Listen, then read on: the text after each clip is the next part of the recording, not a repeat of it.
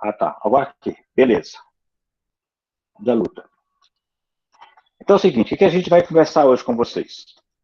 Ah, todo o processo da escrita envolve três estruturas básicas. Tá bem? Então vou repetir. Todo o processo da escrita envolve três estruturas básicas. A primeira estrutura é a palavra. Então eu preciso entender que a palavra é a nossa matéria-prima fundamental para todo o processo da escrita.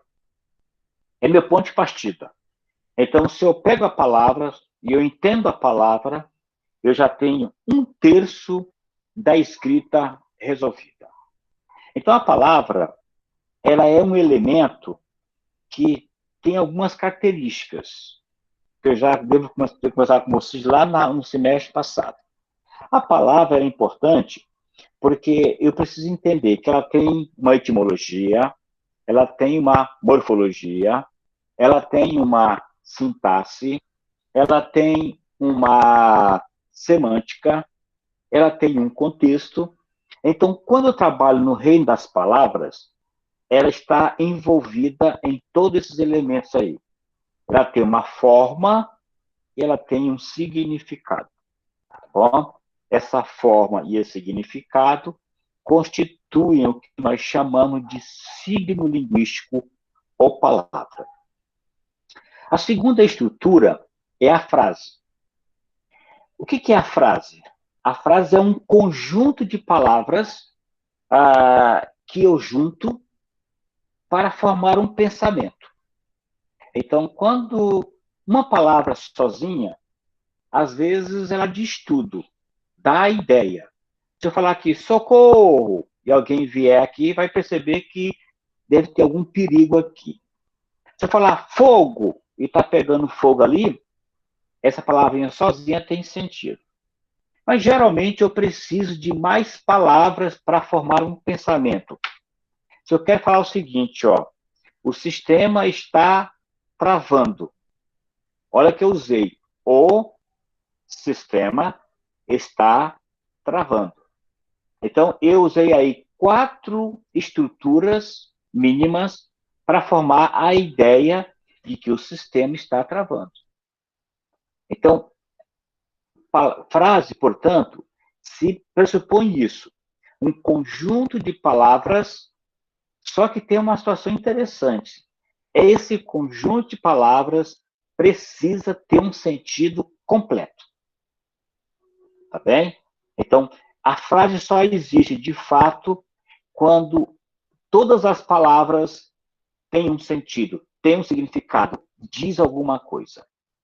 Essa é a primeira ideia.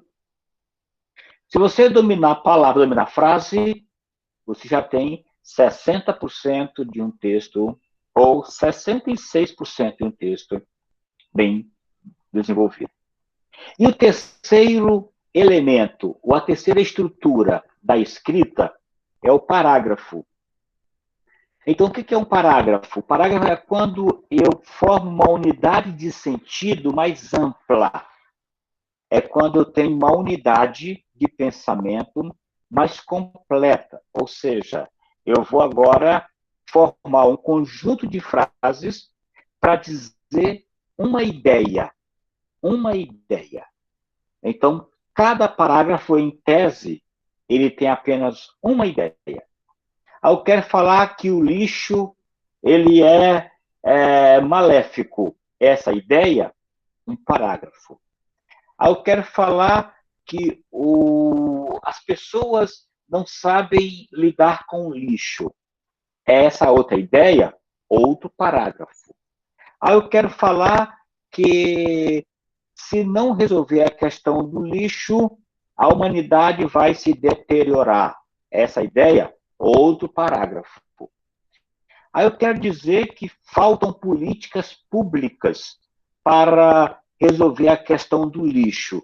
Essa ideia, mais um parágrafo. Ou seja, para cada ideia que eu queira trabalhar, desenvolver, eu uso um parágrafo.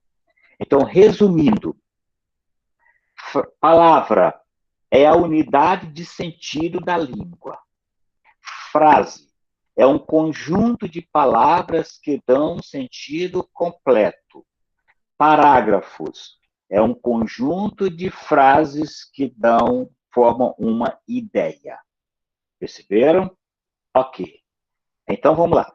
Então, todo parágrafo tem que ter um conjunto de frases. Então, primeira questão. Não existe parágrafo apenas com apenas uma frase. Não existe. Um parágrafo desse tamanho é um parágrafo imperfeito, incompleto. Tá legal? E aí é penalizado. Então, se alguém aqui for fazer o Enem, então já se prepara. O parágrafo não pode ter apenas uma frase, tem que ter mais de uma frase. Em tese, todo parágrafo tem que ter pelo menos 3 frases. 3 frases. Aliás, 3 frases bem feitas formam um bom parágrafo. Tá? Agora, algumas questões sobre a frase especificamente. Tá? Já que a frase é um conjunto de palavras que dão sentido, como é que eu defino o início e o final de uma frase? É pela pontuação. Então, toda frase, ela precisa terminar em um ponto. Olha aqui, ó. Frase é a estrutura de pensamento que encerra um sentido completo. Ponto. Aí é uma frase. Se eu começar uma outra frase, por sua vez, oração é toda e qualquer palavra que gira em torno de um verbo. Ponto. Era outra frase. Perceberam agora a diferença? Tá? Então, vamos caminhar por isso aí. Então, o que você vai ter que aprender? Primeiramente, a usar o ponto nas frases. Toda vez que você estiver escrevendo, o seu pensamento está em elaboração, você tem que pensar assim, opa, onde termina o sentido? Ponto. Vai começar um outro sentido. Tá? Então, eu quero dizer o seguinte, o professor está de óculos. Essa ideia completa não, mas eu quero dizer que, mas sem óculos, ele enxerga bem. Então, a frase, ela vai, o professor está de óculos, mas sem eles, ele enxerga bem. Ou sem os óculos, ele enxerga bem. Então, a minha frase vai até bem. O professor está de óculos, mas sem os óculos, ele enxerga bem. Tá? Então, a frase não terminou em óculos, porque esse mas, ele continua, faz parte da frase ainda. E ele está jogando uma outra oração. Então, é isso que vocês têm que começar a entender. Muito bem. Algumas frases, elas são bonitas, bem construídas. Há exemplo de frases que dão show. Então, por exemplo, a 3 aqui, ó. Na vida, tudo é relativo. Um fio de cabelo na cabeça é pouco, na sopa é muito. Esse ditado, ele é pontuado assim. Só que, na verdade, a pontuação dele deveria ser aqui, ó. Tá? Vou colocar bem que é uma marcação para aqui, ó. Tá? No lugar desse ponto, deveria aqui ter 2 pontos aqui, ó. Pá, pá. Perceberam? Tá? Não deveria ter. E outra coisa, depois de 2 pontos, é letra minúscula. Então, deveria ser assim, ó. Na vida, tudo é relativo, 2 pontos. Um fio de cabelo na cabeça é pouco, ponto e vírgula. Na sopa, é muito. Tá? Mas, geralmente, ele foi escrito assim. Mas é importante se saber. Tá? Muito bem. Vamos pegar aqui uma outra frase lá na frente. Aqui, ó. Vitor Hugo. Número 1. Sonhei alguns sonhos que a vida hoje matou. Ó, sonhei alguns sonhos que a vida hoje matou. É uma frase do Vitor Hugo. Então, vejam, portanto, tá, que há frases bonitas, bem elaboradas, bem feitas, Então, vocês têm que aprender a desenvolver, a criar frases bonitas, tá? Porque isso é legal. Você começar a, a parar e pensar assim, poxa, se eu aprender a fazer uma boa frase, eu já tenho um bom caminho andado. Porque uma boa frase, ela traz um bom sentido. Então é isso que a gente vai ver nessa aula de hoje, tá bom? Sobre a importância da frase. Só que aí eu estou pulando um pouquinho aqui, eu vou colocar esse material todo lá no NEAD para vocês depois lerem e pesquisarem. Eu quero começar por essa tela aqui. Tá? Para eu formar uma boa frase, do que eu preciso? Do que eu preciso? Eu preciso de duas coisas. Primeiro, de uma gramática. Não é a gramática física igual essa aqui. Não é essa aqui, não. Tá? Eu preciso entender que as palavras, elas se juntam e formam sentidos. Esse encadeamento das palavras, quem vai dar essa situação, essa definição, é a gramática. Então, a gramática é a estrutura da língua que dá essa firmeza. Tá? Porque a língua tem forma e tem conteúdo. Então, a gente tem que lidar com essas questões aqui. Por exemplo, o que está escrito nessa frase de baixo aqui? Primeira questão, é uma frase? De maus tranquilos se nunca instintos dos jovens sentem. Isso aqui é uma frase? Tem sentido completo? Agora eu quero a resposta de vocês aqui agora. Tá? O seu primeiro desafio. Essa frase, ela está desorganizada. É uma frase, só que está desorganizada. Eu baguncei a frase para vocês terem uma ideia. Tá? Do jeito que está, ela não tem sentido. Porque não se respeitou a gramática. Então, eu queria pedir a vocês, coloquem no chat aí essa frase de maneira correta. Quem se habilita? Eu estou aqui anotando, já que quem responder certinho já tem aquelas merrequinhas de ponta aqui para dar. Já vou começar a fazer aqui. De maus instintos, jovens nunca se sentem tranquilos. Não, não é assim não. Vamos lá. Quem se habilita aí? Arrisca ver essa frase aí de maneira correta. Vamos lá. Cadê mais as respostas? Tem as respostas aí.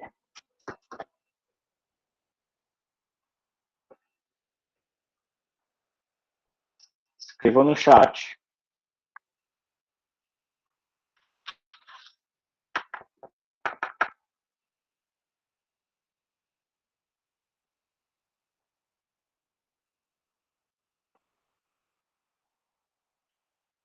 Cadê as respostas? Estou esperando ainda.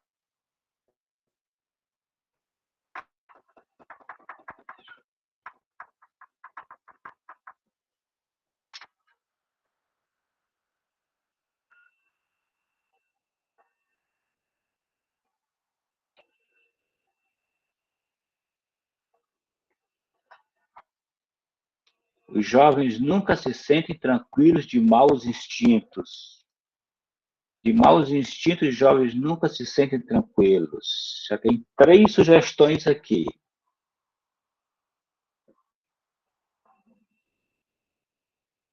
Você só está invertendo um detalhezinho aí. A Sabrina e a Gabriela. De maus instintos, jovens tranquilos nunca se sentem. Alguém já começou a pegar aí já começou a pegar o fio da meada aí. Os jovens de maus instintos nunca se sentem tranquilos. Por que você colocou essa vírgula aí, ô Kate? de maus instintos, os jovens nunca se sentem tranquilos. Simone, os jovens não se sentem tranquilos de maus instintos. Vamos lá, atenção. Olha, os jovens de quê? Vamos definir aí. Os jovens de quê? Vamos ver essa questão aí, tá? Primeiramente, defina quem são os jovens. Eu defino quem são os jovens aí. Se vocês fossem caracterizar esses jovens, caracterizar como? Os jovens tranquilos nunca se sentem mal. Por que você não investe, Paulo? Aí. Entendeu? Vamos ver aqui. Gabi. Os jovens de mau instinto nunca se sentem tranquilos. Aí. Parece que. Tá? Então, eu vou colocar aqui agora a resposta. Muito bem. Então, vocês já estão pegando aí. Eu vou colocar questões assim, viu? Para vocês tentarem pegar as ideias. Olha lá. Olha as respostas. Então, quem deu a resposta parecida, tá? Qual a diferença entre essa de vermelho e a de verde? É que não se, a primeira de verde não respeitou a gramaticalidade do texto, tá? Os jovens de maus instintos nunca se sentem tranquilos. Então, observe que de maus instintos caracterizam jovem. Então, isso aqui é que vai definir, tá, o que é jovem. Então, a primeira ideia, toda frase, para ser bem feita, precisa respeitar as regras da gramaticalidade, tá bom? Segunda ideia, toda frase ela precisa também respeitar a forma de dizer. Cada um de vocês tem uma forma especial de escrever, de falar e dizer. Então, às vezes, tá, a sua forma de dizer é diferente da minha, da do outro, mas não quer dizer que está errada, não. Só está errado se você truncar o princípio da gramaticalidade. Mas o estilo, ele é próprio. Por exemplo, aqui, esse CDA é Carlos Drummond de Andrade. Olha o que o Carlos Drummond de Andrade escreveu. Adeus. Vamos para frente, recuando de olhos acesos. Tá. Adeus. Vamos para frente, recuando de olhos acesos. Você percebeu que tinha uma certa incoerência aí, se você fosse analisar direitinho? Como é que você vai para frente recuando? Percebeu? Mas como é um poeta, ele tem a licença para escrever assim, então a frase tem um efeito estilístico, que depende muito da ideia do escritor. Então, cada escritor tem, portanto, a forma de dizer. E vocês têm que também aprender até a fazer isso. Cada um aqui escreve do seu jeito, do seu modo. Agora, só não pode truncar a regra da gramaticalidade, nem aqueles princípios que nós aprendemos lá no ano passado, aqueles princípios da escrita, da clareza, da correção, da coerência, da coesão, da concisão. Se você observar aqui, o Drummond, ele é meio incoerente. Como é que ele vai para frente recuando? Tá? Mas repetindo, como é um texto poético, ele tem licença para fazer essas construções aí, tá? Outra frase aqui, dita pelo Lula, tá? O Lula, numa campanha de 89, ele concorreu contra um candidato, hoje um senador, e ele usou esse termo bem aqui, esses dois aqui, esses dois barrinhos aqui, que dava a ideia, do Brasil. Você é o colorido por dentro e caiado por fora. Tá? Só que, atenção, essa frase aqui, ele atribuiu a Fernando Henrique Cardoso, numa disputa política. O que ele fez aqui? Ele comparou a Fernando Henrique Cardoso. Por dentro, ele é igual ao Collor. E por fora, ele é igual ao Caiado, Ronaldo Caiado, que é o governador aqui de Minas, do Goiás. Ou seja, perceberam que a frase aqui, ela tem um estilo próprio do Lula ou de um político, tá? Então, é isso que vocês têm que entender. Cada um de nós tem um jeito específico de falar. A esse jeito específico, nós chamamos de estilo. Estilo. Então, a frase, para ser bem feita, tem que respeitar a gramática e tem que ter um estilo bem próprio de quem fala. Muito bem? Vamos lá. Só que a frase também, ela tem uns processos sintáticos. Então, o primeiro processo sintático é o processo da coordenação. Tá? Essa aula aqui vai exigir de você dar uma voltinha lá na gramática, tá? Então, eu quero sugerir a todos vocês retomar uma gramática aí. Não precisa comprar, não. Você tem gramática na internet, de repente até na sua casa. Retoma isso aí para você recuperar alguns conceitos. Um deles é o conceito de coordenação. Você vai achar isso lá nos períodos. O que é uma oração coordenada? O que é um período coordenado?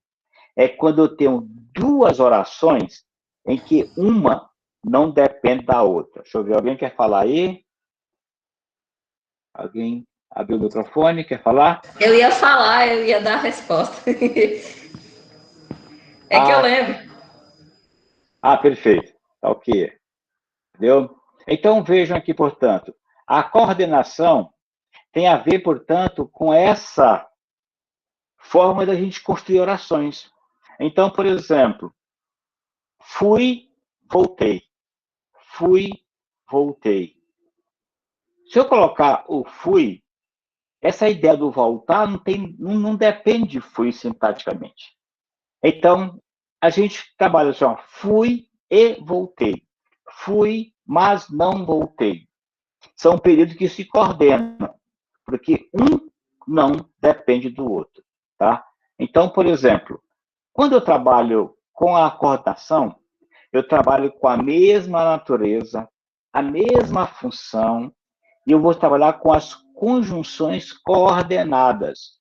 Quais são essas funções coordenativas? É o e, a adição, é a conjunção adversativa, é a conjunção alternativa, é a conjunção explicativa e é a conjunção conclusiva. Então, quando eu trabalho essas ideias, tá? São de orações, uma não depende da outra. Então, retoma lá. Oração coordenada. Segundo, vamos pegar aqui um exemplo aqui, ó. Dá 2 passos e abre de leve o postigo. A luz salta para dentro. Ó, observe aqui, tá? Que nesta aqui nós temos praticamente, ó, nós temos aqui, ó, um ponto. Então aqui ficou a ideia, a ideia. E aqui outro ponto, portanto, outra ideia. Então aqui eu tenho duas frases, em que uma amplia o conceito do outro, dá 2 passos e abre de leve o postigo. A luz salta para dentro, tá? Então perceba, portanto, que aqui eu estou formando já um pensamento com 2 frases. Perfeito? O segundo conceito que você quer que você entenda é o de subordinação. Agora aqui é diferente. Ou seja, uma oração já depende da outra. Isso, realmente, são orações dependentes sintaticamente, viu, Gabi? Orações dependentes sintaticamente, tá? Ok. Então, vejam aqui, ó. Essa dependência sintática é porque são orações que se complementam. Então, são as chamadas orações substantivas, orações adjetivas, orações adverbiais, não, Gabi. Não é no sentido, é na frase. Então, por exemplo, eu falo assim, ó, eu quero.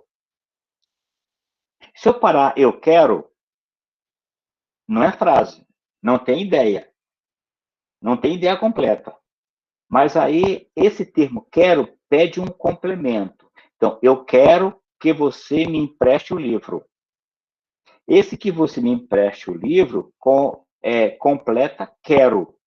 Por isso é uma oração subordinada. Porque um termo está pedindo os outros. E os termos da frente complementam o anterior. Tá? Então, isso aqui é subordinação.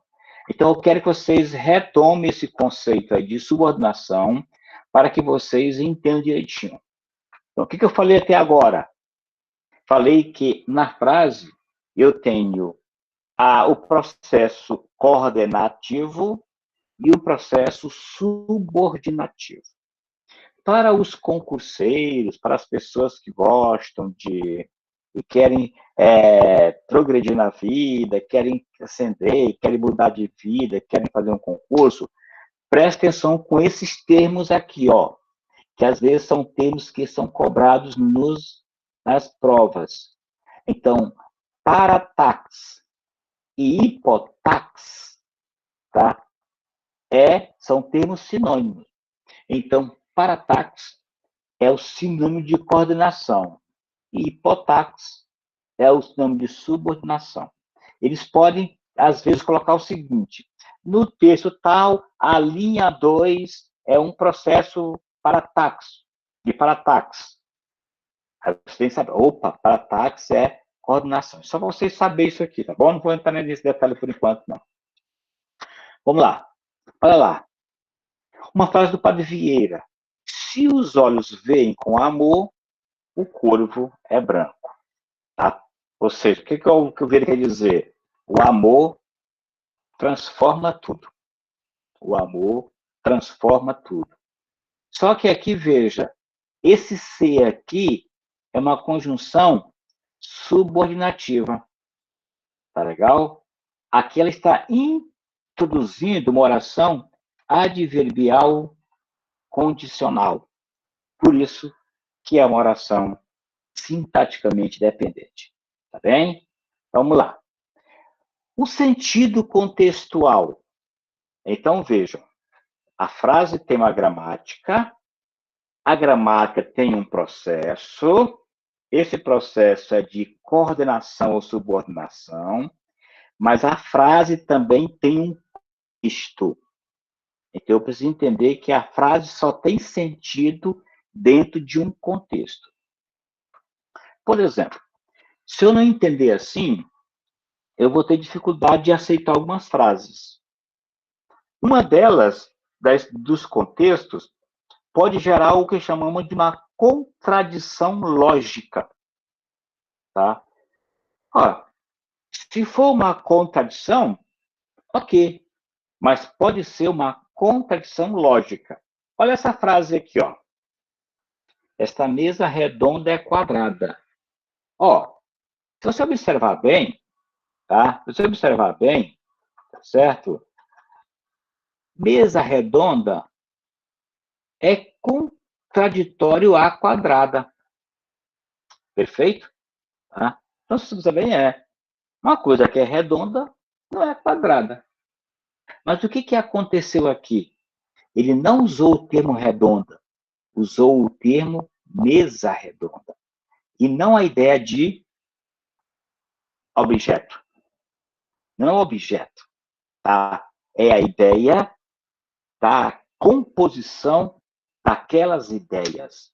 Ou seja, aquelas pessoas que estão naquela mesa discutindo aquelas ideias são quadradas, ou seja, têm um pensamento antiquado. Aí a frase ela é aceita, porque essa contradição, tá? Ela de fato não é ilógica, é uma contradição lógica. Seus olhos azuis são negros, tá? Olha uma frase bonita. Seus olhos azuis são negros. O que ele quer dizer aqui? Que esses olhos azuis têm o quê? Um aspecto sombrio. Sombrio. A ideia daqui, da negritude, é alguma coisa tenebrosa. É essa a ideia, tá? Então, seus olhos azuis são sombrios, são tenebrosos. Essa é a ideia dele aqui. Tá? Olha aqui, ó. O sol está frio. Meio racista, né, professor? Não, porque é o seguinte, aí o que acontece, Corvado? O que acontece é o seguinte, tá? Se você for trabalhar sempre com essa ideia do preconceito, do racismo, tá? Você vai ter que abrir mão de toda a estrutura da língua portuguesa. Porque não é o racismo aqui.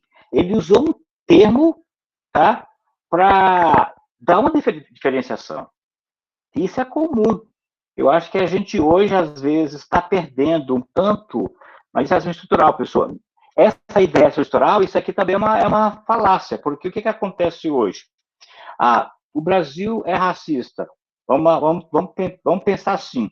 Então, tudo que foi feito para trás, nós temos que negar. Tá? Então, por exemplo, o Monteiro Lobato escrevia muito literatura. Realmente, concordo com você, Gabriel, não vou entrar nessa questão, não. Tá? Porque se você for começar a observar por aí, entendeu? O mercado negro, criado mudo, são expressões que vai ter que se reinventar a língua. E esse processo tem que ser um processo, tá? Mas veja você, o Conrado, você não pode sentenciar de cara assim. Então, você vai dizer também, por exemplo, o Caetano Veloso era racista. O Caetano Veloso também, se você gosta, por exemplo, de raça, se você acha, por exemplo, que Caetano Veloso é uma referência hoje, você tem música no Caetano que fala contra a mulher. Então, a gente tem que fazer uma análise dentro do ponto de vista, tá, da época. Então, não é só a gente dizer, o Castro Alves, por exemplo. Entendeu? Ele era mulato. Ele era mulato. Tá? Então, a gente não precisa, portanto, criar hoje essa lema. Vamos voltar aqui ao texto para a gente não perder o fio da meada aqui. Se eu tiver que tirar todas essas frases, tá, que tem agora esse modismo de racismo estrutural, aí a língua vai ficar sem exemplos. Tá? O sol está frio. Essa frase aqui, por exemplo. Tá? Então, se eu trabalhar essa ideia do sol estar frio aqui, veja você, eu estou tendo uma contradição. Porque eu estou trabalhando com a ideia do sol quente e do frio. Tá? Como é que eu posso afirmar que o sol está frio se o sol nunca é frio? O sol sempre é quente. Mas aí você, às vezes, vê uma mãe falar, menino, vem para dentro, que o sol esfriou. Menino, não vai para a rua não, que o sol está quente. Então, quer dizer, você tem que analisar dentro de um contexto. Então, o que a gente tem que entender é o seguinte, hoje, não dá para a gente jogar tudo numa situação. Tudo é contextual. Senão, eu vou ter que tirar lá na frente, tá?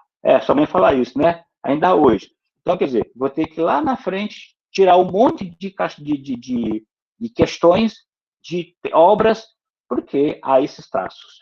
Então, vamos ter que ler um pouco mais essa questão aqui. Outra situação contextual são as afirmações prováveis. O que acontece hoje? Tá? Se a gente for trabalhar essa ideia das probabilidades, nós também temos que aceitar. Então, por exemplo, aqui, ó, a águia conhece a mecânica dos corpos. A águia em si, ela tem uma mecânica própria. A águia se renova. A águia arranca suas penas quando ela já está com a idade bem avançada e ela ganha novas penas. Praticamente um novo corpo ela ganha. Tá? Agora, por isso não quer dizer que ela conhece a mecânica dos automóveis. Viu? Mas é uma afirmação provável, porque já que ela conhece o seu corpo, ela pode conhecer qualquer coisa que tenha essa engenharia. Tá? Outra questão, paralelismo semântico.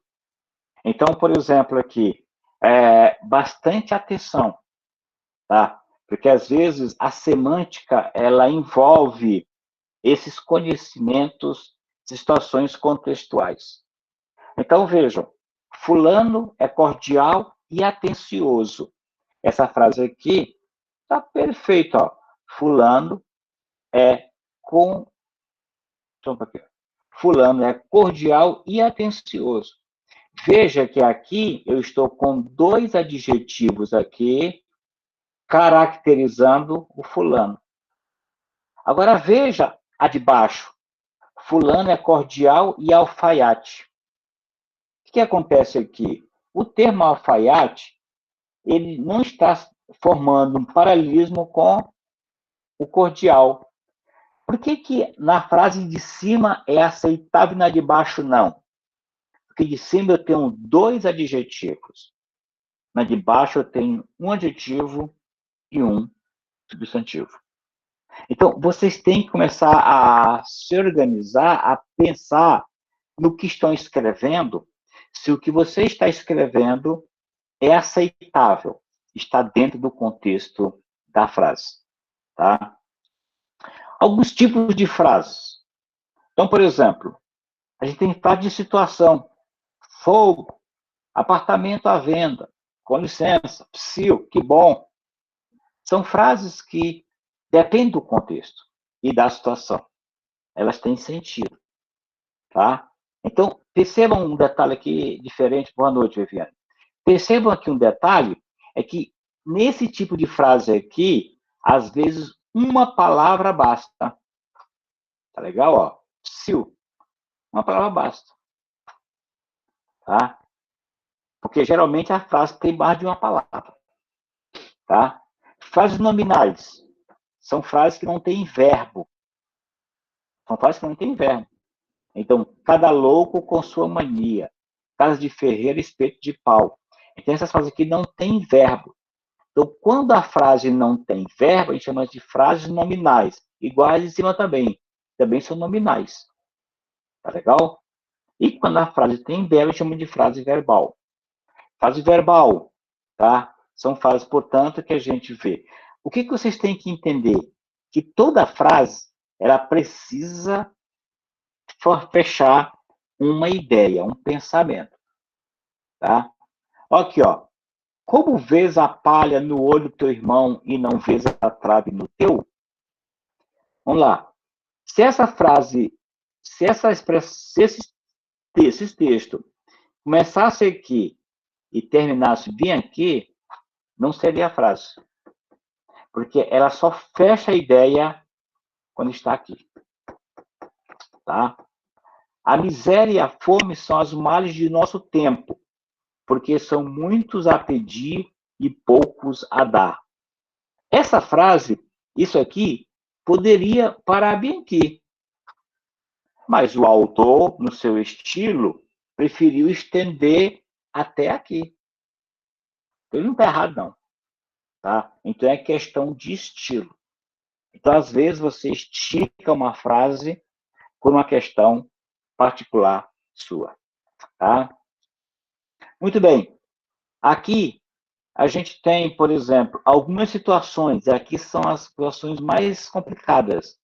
Eu vou postar isso aqui lá no ambiente NEAD para você, com calma, lendo uma por uma, anotando, escrevendo. Porque, por exemplo, esse E aqui, ó, esse E, chama de E em português, ele tem várias possibilidades. Então, ele pode dar ideia de adição, vou mudar bem aqui, ó, tá? Ele pode dar ideia de adição, ele pode dar ideia de oposição, ele pode dar ideia de reciprocidade, tá? Então, isso tudo é só essa conjunçãozinha esse aqui, tá? Por isso que é aqui onde, às vezes, o aluno se engarrancha, ele começa a detonar o português, porque ele acha que o português, tá, não é uma língua tão fácil. Realmente, nesse ponto aqui, teria até razão. Você ter uma só letrinha com várias possibilidades. Tá bom? Ok. Então, eu vou parar por aqui para a gente... Essa aula vai ficar lá, é só para mais ou menos revisar.